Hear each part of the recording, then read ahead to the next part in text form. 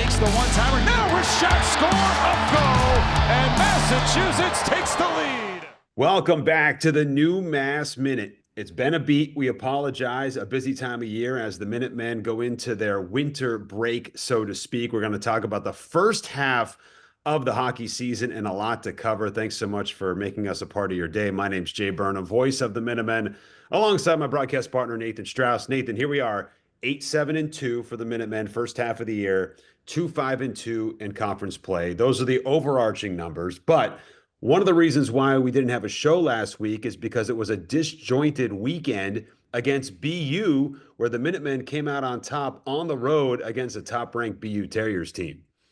Yeah, the game on Saturday, which, the previous Saturday was a lot of fun. It was one of the biggest wins sort of by the numbers that UMass has had in a couple of years. It was the first time that BU had been shut out on home ice since 2022, and the first ever shutout of BU by UMass. And this is a rivalry that goes back, over 100 years to when UMass was playing as, not yet the University of Massachusetts at that point in time. It was still Mass Ag back in those days. So it's been a long time coming, and UMass got 3 power play goals on that Saturday and a big shutout win. And then Wednesday, 2 good periods and then 1 less good period and some penalty trouble. And BU ended up coming away with that one, but a split to go into the break. And it's the end of what has been a disjointed first half of the season. And you mentioned it there. We'll talk about it as this show goes on. But between the travel, the injuries, it's been up and down and up and down. The Saturday game against BU is what this team can look like, and UMass fans will look like in the second half. So you mentioned a couple things there. One, really the power plays being key. UMass has started to accelerate their power play potential as we stand right now. They're 5th in the nation, 4th in the nation in power play scoring or power play percentage, and they showcased that against BU. And then, kind of allowed BU back into the game after those first 2 really good periods on that Wednesday game because of putting a good Terriers team on the power play themselves. And so I think overall, when you kind of extrapolate from that weekend, you're heading into a bit of a break. You're going to lose a couple of players due to World Juniors, which we'll talk about in a second. Coach Carvel, and this will be, kind of the quote that I'll throw out there for him. He said, "I'd give our first half a B, maybe a B minus. We're an 8-win team, but I think we should be an 11 or 12-win team." And so maybe some meat on the bone, as they say, in that first half of the year. But you got to look at kind of the development of this team and how they've been able to kind of, I guess, get better as the season's gone on. Yeah, I think UMass has also had to deal with, the injuries and going on the road a lot. UMass has played 7 home games in the first half of the year. They've played 10 games away from home, including, a trip out to Vegas that saw, half the team get sick out there, and they had to battle through illness to come away with a win in the second game of that series. And then, it's been a weird first half. You've had the Thursday, Saturday game. You've had the Saturday, Wednesday game. There hasn't been a whole lot of rhythm to it for a lot of reasons. And those aren't excuses for not winning games. But by and large, when Greg Carvel says that he thinks that UMass should have 10, 11 wins, there are a handful of games, 2 of the UVM games in particular, and the home game against Sacred Heart, where UMass, outshot their opponent 2-1. The game against UVM, the Sunday game here, UMass had 41 shots and they held UVM to 18. More times than not, you'll win a game like that. And so the hope is that you get some of those bounces in the second half of the year, and maybe you win some games you don't deserve to after not winning some games you did deserve to. And, they'll be without Daniel Yenchko and without Michael Hrabal for a couple games, maybe, but there's a good chance to start building in Arizona. Okay, well, let's start there because, after a little bit of a break, you'll go to Arizona and have a great opportunity to take on a number 14 Cornell team and possibly a number 19 ranked Arizona State team. So obviously out of conference for those games. But as you mentioned, once again, you get to this point in the schedule where you've got multiple players that could be playing in the World Junior Tournament, and that includes Yenchko, who you talked about, who missed 7 games this year with injury. He's got 7 points in 9 games for the Minutemen. He's clearly made an impact as a freshman, and you might lose him. I think the juniors go to January 5th, which would be kind of at the end of those 2 games that you're playing out in Arizona. So You obviously want to put a padding for some of those guys traveling. And then Michael Hrabo for Czechia, he was there last year and made an impact for them and a little bit of a run in the tournament. So um, you got to figure out how to get by with those two guys in the immediacy. Yeah, and I think the good news is that Yenchko came back a couple of weeks ago from injury and has looked really, really good. And it's great that he's going to be able to represent his country, and Slovakia. I think will be looking to make some noise this year in World Juniors. As a sort of relative newcomer to the top stage. And Michael Hrabal, the goaltending situation for UMass, I think there's a lot more confidence in Jackson Irving Yeah. starting those two games out in Arizona than there might have been when without Hrabal in the last 2 years. So or last year rather. So I think Irving, having already played a good game against Providence and a good game in relief, against UVM, he'll get the exhibition game on the 28th, and it should be a good time for him to show his worth out there. And also, because World Juniors in Ottawa this year, and the last couple of years it's been over in Europe, I think there would be a possibility, probably not for Michael Hrabal, but should Slovakia, not qualify for the knockout round, he could potentially make it back. But you're obviously hoping for their success over, Yeah, their I think it was Losh Millis last year who was gone for an extended period of time, and I remember Coach Carr was asked about this, and he's had a player in the World Juniors every year since he's been here, and it's a great opportunity for the student athlete to showcase what they can do, and also showcase that these top tier talented players are representing the University of Massachusetts. And so I think his defense of this was saying, look, what do you want me to do? We want our guys to represent us on the international stage. And I think that's certainly an important thing. Yeah, I mean, I think some of the commentary I think was a result of the UMass lost a game in a shootout, and so Yeah. when you don't have your number one goalie, that stuff becomes more apparent. It is 10 times better to me to have players who go to World Juniors and who might miss a game or two than to not have those players at all. And it's huge, right? Like playing for your national team, playing for your country is massive, especially when you're coming from a country that has like Slovakia that only has a handful of NHL players, like Daniel Yenchko, for example, is doing with his national team. And for Michael Hrabal, Czechia has a really proud tradition of goalies. They have obviously a number of really talented skaters as well, but you think about the great goalies to come out of the Czech Republic, Czechia.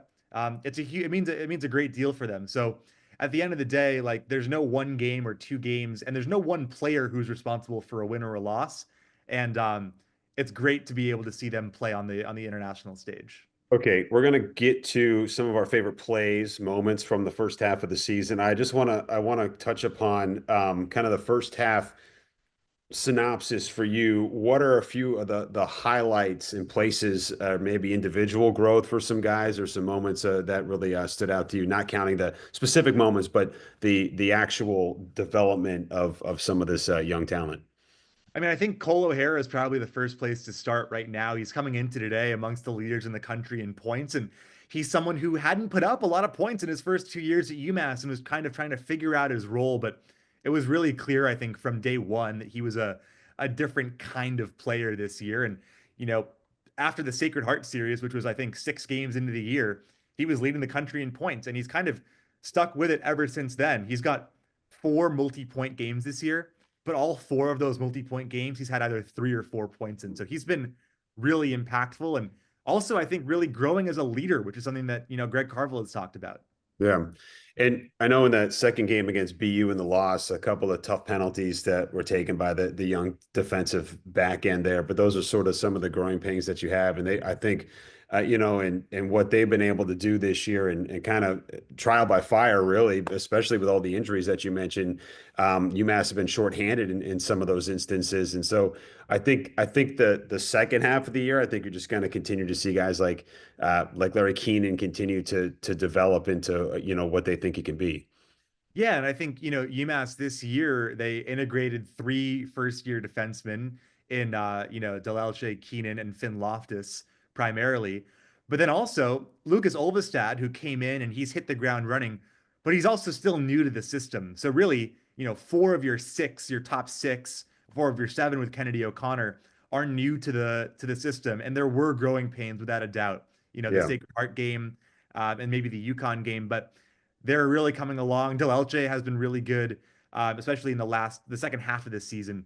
And I'm really excited to see where they go from here. I thought Del Elche against BU on the road was tremendous. So you've got the two ranked opponents coming up, which could certainly help you pairwise, and then you get back into conference play, as you mentioned, at the Mullins Center. 9 total games, 5 at the Mullins in January. You've got a Northeastern team that is scuffling a little bit this year, then Merrimack. So, coming out of the trip to Arizona, you really have a chance to kind of resituate your standings and where you sit in Hockey East. But I just want to pull a couple numbers for you here, just that kind of top surface things.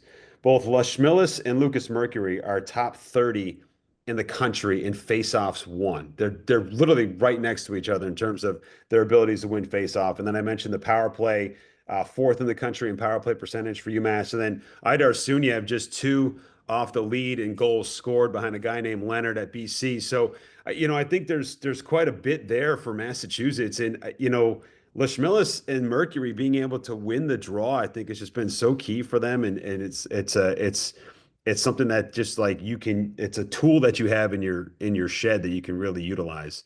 Yeah, I mean, going into the BU game, the Wednesday game, Mercury was at 55%, Lishmills at 56%. That basically means they're generating, in theory, an extra possession or two each per game, Yeah. which is so key because UMass can score off of those draws, and they have done. The offense has really been one of the more consistent parts of their game this year. So it is huge, and Lishmillis in particular, I think, has been amongst the most understated players in Hockey East this year. Just the goals have been coming more as of late, but Mhm. his three zone play, he's been really, really consistent. And he's just a presence out there. You notice him because he's smart. He's a smart player.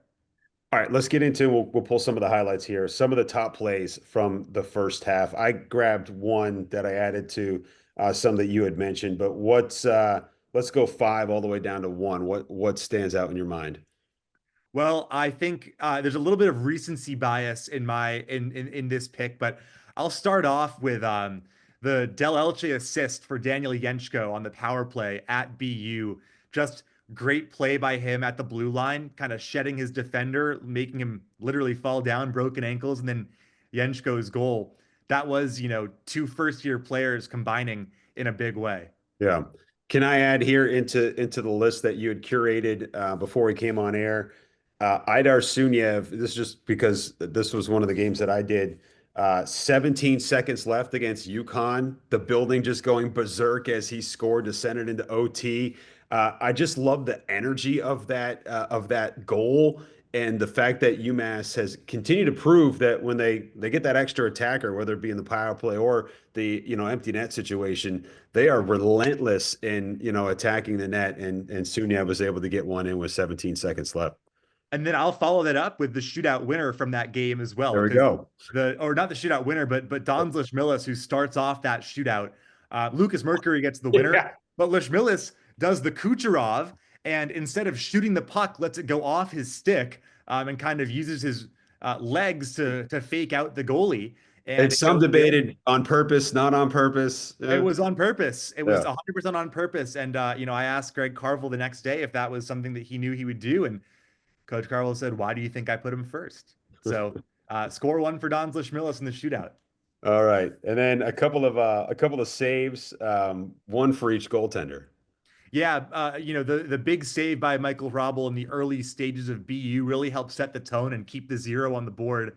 And obviously, he comes away with a shutout win in that game, and it really was basically it was probably his best game of the season, knowing that BU is capable of scoring in numbers. And I thought he played really well there, but a big early save, and then you know maybe the most highlight looking play of the first half was up Most at viral. yeah, most viral, courtesy of our guy Johnny Lazarus, but Jackson Irving doing a full 360 to locate the puck up at UVM and kind of spinning around and pinning it to his back, behind the back style, Savannah Bananas esque from Jackson Irving.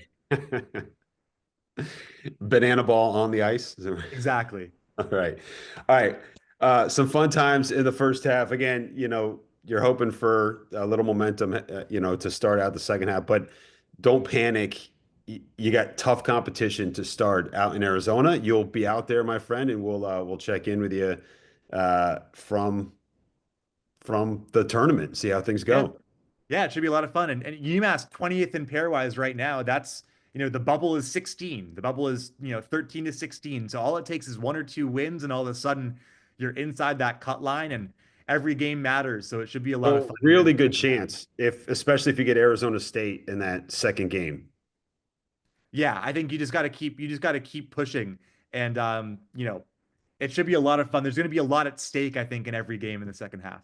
Good stuff. All right, that's our wrap for the first half of the season for UMass hockey. Nathan, it's been a pleasure. We'll talk to you down the line, my friend. Talk to you soon.